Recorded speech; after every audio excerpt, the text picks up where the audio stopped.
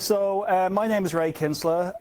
I work on FIDO CSIT. I'm a software engineer working for Intel. I'm also a FIDO TSC member. I should probably ask what a FIDO TSC member is.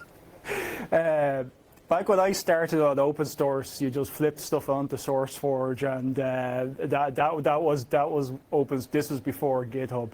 And now we have oversight committees, we have marketing committees, and we have technical steering committees. And there's a technical steering committee for FIDO, and it's called the FIDO TSC. And I'm one of the representatives on the FIDO TSC, and we have input into the technical direction of FIDO. And FIDO is a collection of projects. FIDO is really three key things.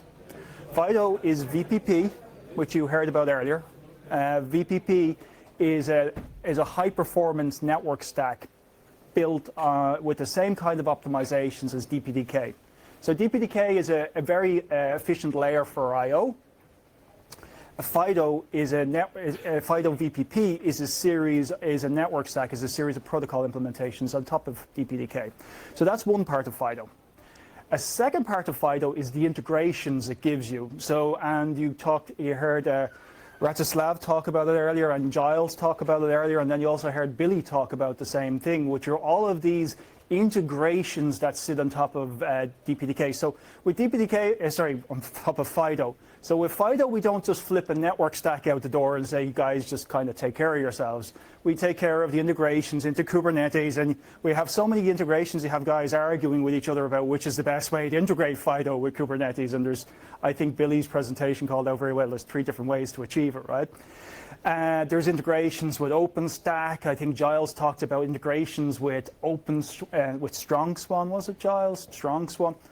And we have netconf and Yang support. So we have all these integrations on top. So that's the second part of FIDO, is integrations. And the third piece of FIDO is what I'm going to talk about today, which is benchmarking. Now, usually, we'll take a software. How many software engineers in the room? How many software engineers? How many test engineers in the room? 1, 2, 3, 4. Okay, so that's probably like a 20 to. There's probably it's probably like a 10 to 1. So, CSIT is hugely important in FIDO. CSIT for FIDO is how we maintain and we ensure that the FIDO data plane's performance does not degrade over time. So what, and I'm not, it's no commentary on any other open source project, but the danger when you move into open source is that when patches come in the door, you need a very, very, very tight and very elaborate CI and CD infrastructure to make sure that as you take new patches, that you're not trading off performance patch by patch by patch by patch. And that's the important role CSIT plays in FIDO. And it's a significant role, and that's what I'm going to talk through today. So what were the three key parts of FIDO?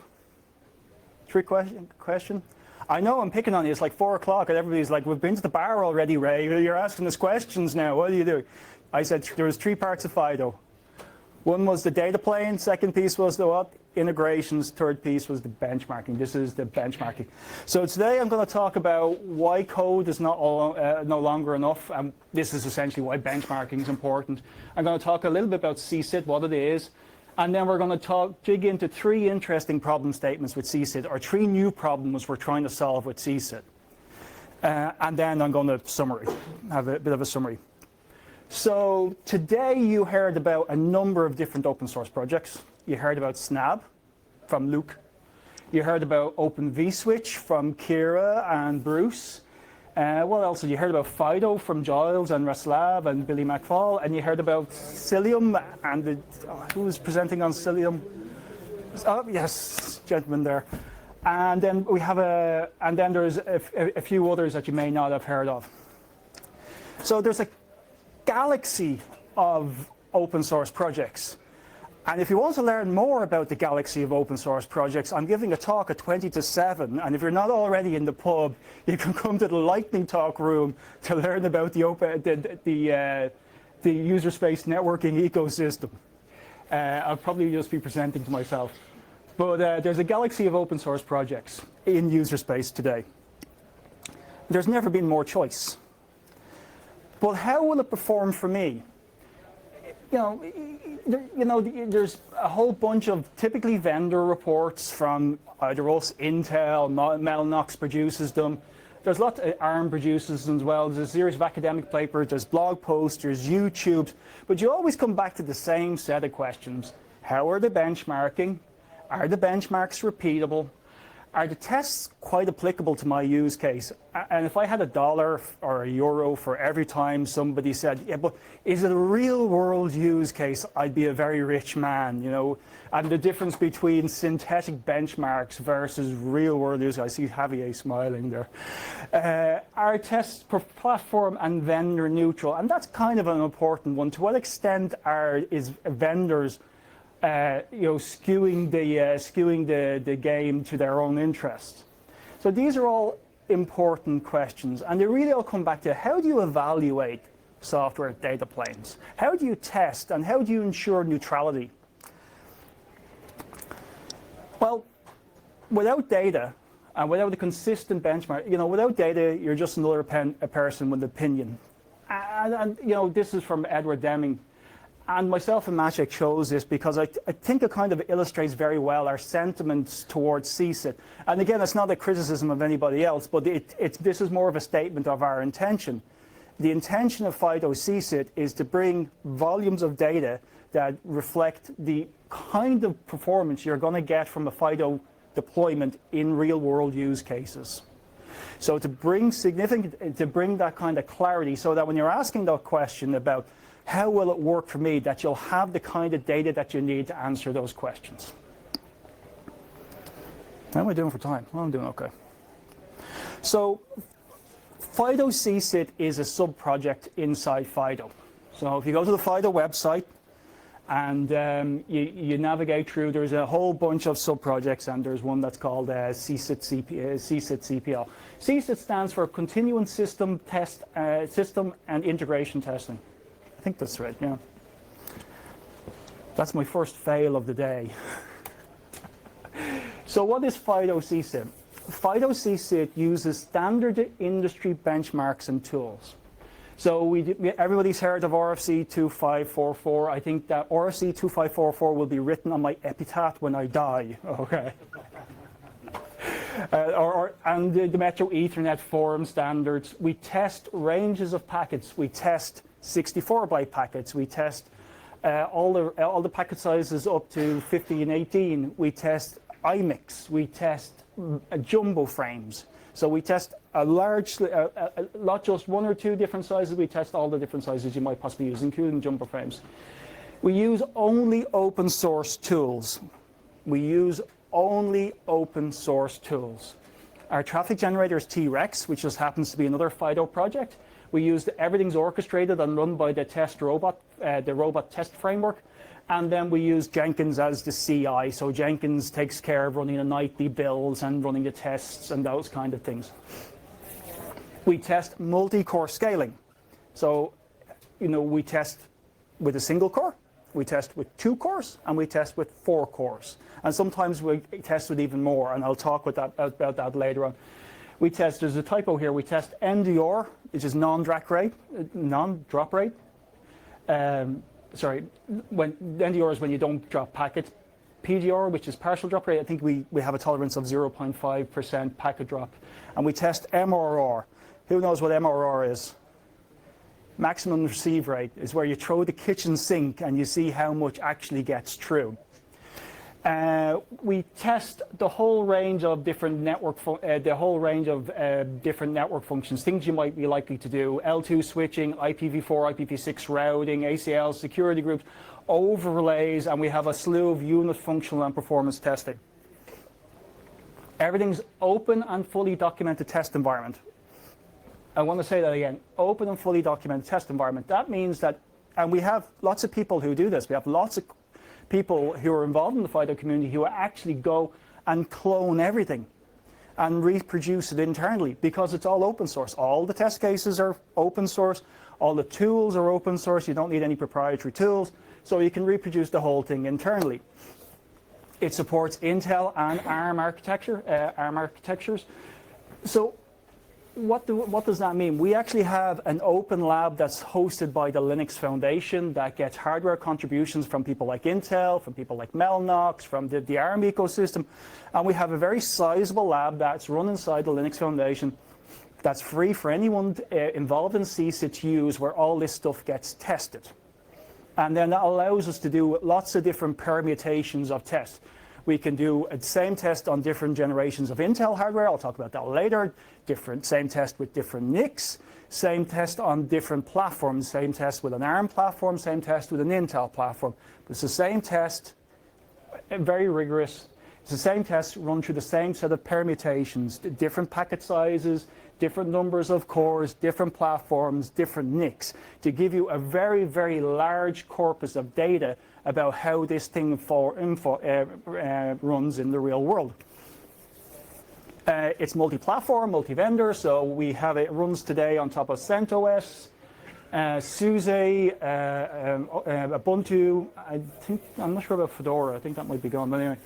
And then we also support cloud native. You've heard extensively about cloud native. Cloud native is the hotness at the moment, I know, but it also supports OpenStack environments as well.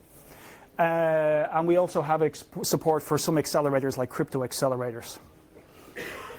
So we have an open lab where everything gets tested in the open, where patches get tested, where nightly builds get tested, where release reports get tested, all in an open lab in the Linux Foundation. And we use only open source tools and open source tests. So if you don't believe the numbers that are produced by the open lab, you can go reproduce the whole damn thing yourself and satisfy yourself that it's completely authentic. And the idea is that we want to drive good practice in engineering disciplines at the FIDO dev community. So if you submit a patch to FIDO and it causes a performance degradation, and we'll come on and we'll show you that later, causes that performance degradation, an alarm bell goes off somewhere. And somebody sees that and we can take action. So the idea is that by having this elaborate CI/CD environment, that we catch those kind of regressions early on. I'll talk more about that more in depth later.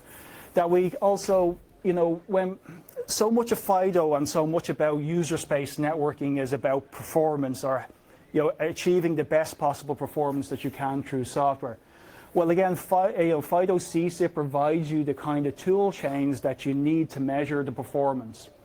And then it also can prevent things like performance regressions. So it's all fully automated. It's integrated into Gerrit, so that when you submit a patch, all the tests get kicked off. We run functional tests, performance tests. We have use case driven test definitions. So if you want to do things like test things like VXLAN terminations, those kind of things, we have test cases for that. And it all gets executed in the open environment. I've said all this, and integrated with CI. I've said all this. That's fine. So what does this look like in practice? Now, clearly, I did a count last week to see how many test cases in total I could find, and I counted 998 test cases that are currently. Now, these are performance benchmarks that are currently being run in FIDO CSIT on a regular basis.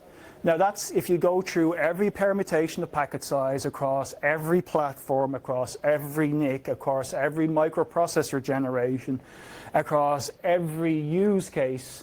And you can see here that, I actually break it out. There's 144 layer 2 tests, 216 layer 3 tests, 300, very, very significant number of test cases in each area. So when you go through all the different permutations of test cases across, you come up with a very, very large number. I clearly can't show the result of 1,000 test cases and at the same time. So I just picked one or two in particular that I quite like. So I quite like the IPv4 IPv4 routing test cases. So we have two test cases that we run. One's called IPv4 base, that runs FIDO, that runs a performance test of IPv4 routing. with one route.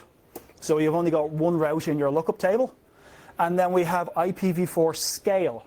And IPv4 scale runs with 2 million routes in your in your routing table. And you can see this is a Haswell generation microprocessor. So we have two Intel platforms in the lab. We've got Haswell and we've got Skylake. And you can see the IPv4 base with one route gets around 11 million packets per second on Haswell, and then it gets, with the 2 million routes, it gets, well, about 9 million packets per second on Haswell. Okay. So then we went to FIDO VPP 18, that was with 1804. We then went to 1807 on Haswell. We did some software optimizations, came along, and we also introduced a second NIC.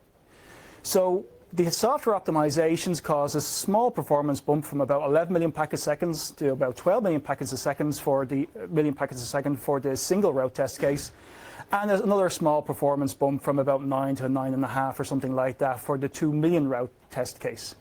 But then we were also these test cases here were with 10 gig NIC. We're able to do the same test case now with the X710, and the X710 again is a 10 gig NIC, but it's 4 by 10 gig, so it's a 40 gig NIC. That's it's a 40 gig Ethernet controller that has 4 by 10 gig physical interfaces. And you can see here that the performance is much the same as it is with the 10 gig NIC. But now we have the satisfaction that we're getting pretty much the same performance across a 10 gig NIC and a 40 gig NIC. And then we introduced the Intel Skylake microarchitecture in FIDO 1807 as well.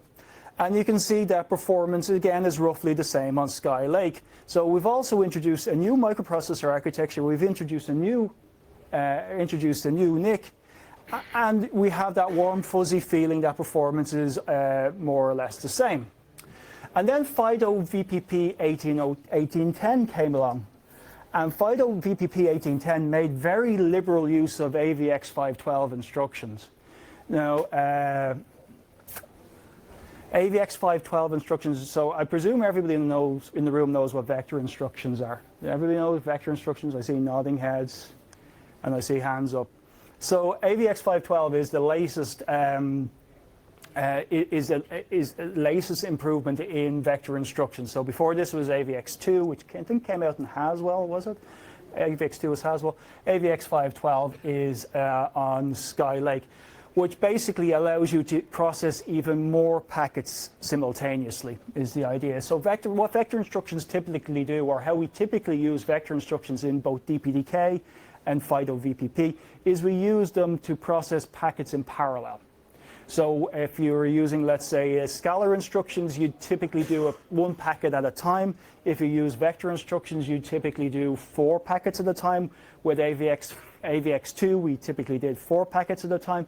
With AVX 512, we typically do 8 packets at a time, if memory serves me correctly, and I hope I'm not wrong. But what happened when we introduced all the AVX 512 optimizations into FIDO VPP on Skylake, you can see what happened to the baseline performance there. We went from about 12 million packets a second on about 12 million packets a second up to something like 19 million packets a second, just simply by using this inherent parallelism in the microprocessor that AVX gives you. Similarly, the scale test case with the 2 million routes went up from something like 9 million packets a second to something like over around 16 million packets a second. So you can see here the general point, and I've probably labored it now at this stage, but the general point is, you can look at the same test case across a series of NICs and across a series of microprocessor revisions and see what the impact of what the impact is without optimization, the impact is with optimization across a whole range of nearly 1,000 test cases. So this is how we bring a real breadth, depth, and predictability. What I mean by breadth is breadth of test cases, I mean depth of measurement, and I mean predictability. We do this for every patch, we do this nightly, we do this for every release, and we generate a huge corpus of data as a result. So, I think I've got 10 minutes left. So I'm going to talk very briefly about Yeah, there we go. Let me draw back for a minute. Any questions on what I've just said? Go ahead. How does it take for Jenkins to run about 1,000 tests? Funny you should ask. Let me come on to that. Any other questions? Go ahead. You're running approximately 1,000 tests every time you have a new release, correct? So no, actually, nightly. Not every patch, because that just becomes insane, to your point, right? You can do it on every patch. Okay, sorry, I'm being told. So the question you're asking is how frequently we do run the entire test case? Yes.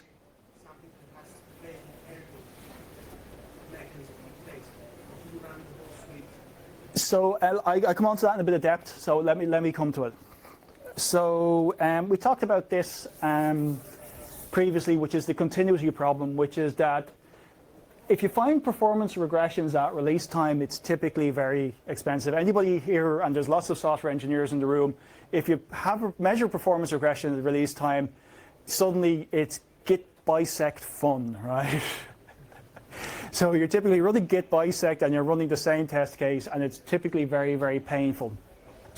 Particularly the rate of velocity of communities like DPDK and FIDO VPP, the rate of velocity is huge. It means that we have a huge input of patches, which means you really need a very strong safety net to catch performance regressions.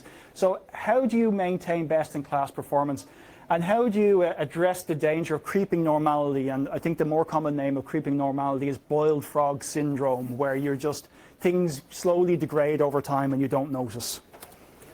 Well, I have a pretty picture for you. So this is our performance trending timeline. So we published this, and all the developers have access to this. And you can see this is a whole bunch of L2 test cases here. You won't be able to read this, but I can show L2 bridge domains with one MAC address up to 100,000 MAC addresses. I think we actually might do even 1 million MAC addresses. It doesn't matter. But you get the idea that we have a whole series of L2 bridge domain test cases here, from a single up scaling the whole way down to 100,000 MAC addresses in a single bridge. And we can see how that test case performs over time. And not only that, we're actually able to run it against what we know are good numbers and bad numbers. So we can say, okay, well, what's in the green and what's in the red? And we can make judgments. And you can see here the red circles are where regressions have happened, and green circles are where performance improvements have happened.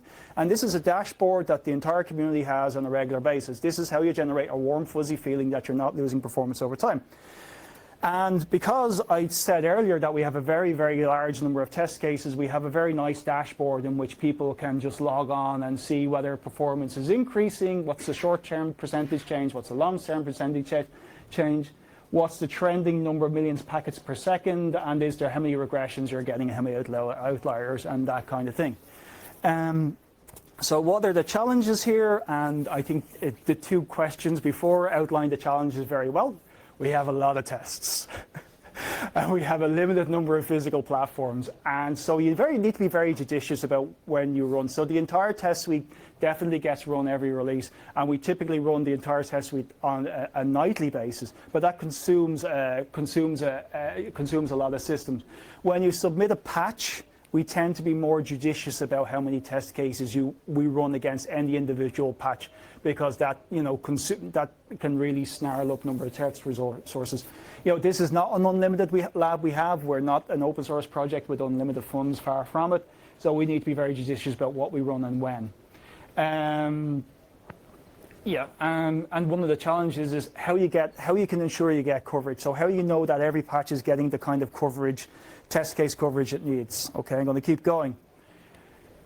Deeper diving. So moving beyond the symptom. So I'm going to move past this and maybe onto, probably onto this slide. So, I've kind of labored the point at this stage, and you'd be forgiven for throwing rotten fruit at me at this stage, but I've labored the point at about how many benchmarks we have. But at a certain point, you need to move beyond just benchmarking the problem. at a certain point you need more data to try and root cause the problem. It's one thing telling with a number of software engineers in this room, you know that it's one thing telling me there's a performance regression or there's a bug somewhere, but give me a clue, give me some sort of an idea as to what the actual underlying problem is. And you know, it's well known today that Linux ships with a whole bunch of tools that you can use for next level analysis of where performance regressions are coming from. You know, tools like Linux Perf, we also have things like PMU tools for pulling PMU stats from the microprocessor that tells you where cycles are being burned. And we actually also have very good introspection, actual instrumentation in FIDO VPP itself to tell you where cycles are being burned. So what we're starting to do now is we're starting to use these tools, and again, they're all free and open source tools, to start to generate the next level of information. So when you go in and you see a performance regression now, you can actually drill down and get to the next level of detail and look at the graph pipeline in VPP. I think Giles there earlier talked about the VPP graph hierarchy, and you can see in the next level where cycles are being burned. And that interface and that data, again, is being generated, and it's there. So when we get a performance regression, we don't just leave you hanging and say, hey guys, there's a performance regression, sorry. We give you the next level of data and say, actually, there's a performance regression in this graph node as opposed to a system-wide performance regression. Okay, and then lastly, we'll talk about service density. And this is, you know, when we talk about real-world use cases. So, you know, there's been a lot of discussion today about the cloud and cloud-native deployments. But there isn't really a whole lot of data around how data planes react to cloud-native deployments, or certainly not enough data around how deployments react to cloud-native environments. So we've been doing some work to try and understand that better, and we've been comparing service densities for virtual machines as compared to containers. There's a lot of industry discussion at the moment, a lot of open discussion in the community around, hey, containers are more efficient than virtual machines. Hands who's heard that statement, containers are more efficient than virtual machines. Okay, lots of hands. But they're not secure. But they're not, well, there is that as well. But there's a lot of talk around that. But in my experience, I haven't seen a whole lot of data to substantiate that. So what we've been doing in FIDO, again, is trying to put data behind that to understand what that looks like and then where the inflection point is. So we're benchmarking today is we're benchmarking a VNF service chain where you have a whole bunch of virtual machines in a chain, all connected by a vSwitch. And then we also have the same setup as a container service chain. Again, a whole bunch of containers connected by a vSwitch. And then we also have a container pipeline, where the container where you inject packet into the first container and then they just pass it to each other, also to understand what a point-to-point performance looks like. So, and in that way, what we do again is we test with one virtual machine on the switch. We test with 2 virtual machines, 4 virtual machines, 8 virtual machines. We test with 1 container, 2 containers, 4 containers, 8 containers. And then we typically test again, you get the idea of labor to point across all the packet sizes, and we produce this kind of data that you can see here. That again, that illustrates very well where the inflection point is for, when you start to get a switchover cost in performance from containers versus virtual machines. And I've got 1 minute left to go. So 3 problem statements that we're working on. Ensuring that you don't lose your performance as your data plane evolves. Also understanding where performance regressions are coming from are the next level of information. And then also how data planes perform in a cloud-native environment. So that's the FIDO CSIT project. It's an open and welcoming project, and same as every other open source project. There's always plenty to do. So we'd love to see you turn up. Any questions?